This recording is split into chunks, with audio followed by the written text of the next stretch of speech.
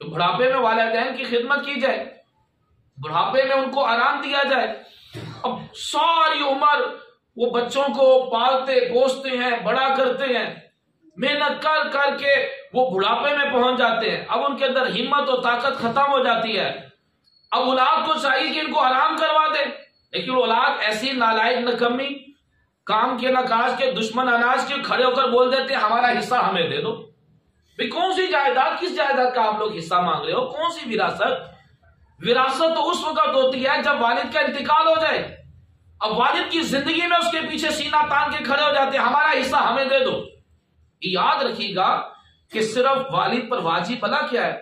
صرف بچوں کے بالغ ہونے تک کھلانا اس پر واجب ہے۔ بچہ بالغ ہو جاتا ہے 12 سے 15 سال کی عمر میں۔ اب جب 15 سال کی عمر میں بچہ بالغ ہو گیا، اب باپ پر کھلانا واجب نہیں رہا، اس نے اپنا واجب ادا کر دیا۔ بالغ ہونے تک آپ کو کھلایا پلایا پڑھایا، کپڑے دیے، مکان دیے، آپ کو سردی گرمی سے بچایا، بیماریوں میں آپ کا علاج کروایا، اس نے اپنا واجب ادا کر دیا۔ 15 سال کے بعد اب والد پر واجب نہیں رہتا۔ لیکن یہاں 15 سال تو دور کی بات، والد پہلے اپنے بچے کو پال رہا ہوتا ہے، پھر اس کی شادی بھی کرتا ہے، شادی کرنے کے بعد اس کی اولاد کو بھی پال رہا ہوتا ہے۔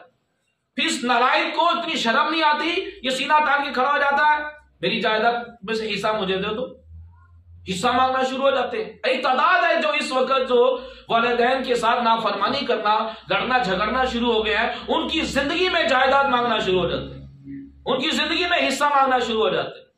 آپ کسی چیز کے حقدار نہیں ہیں، وہ تو جو بھی آپ کا حق آپ کو اس وقت ملے گا جب والد کا یا والدہ کا انتقال ہو جائے۔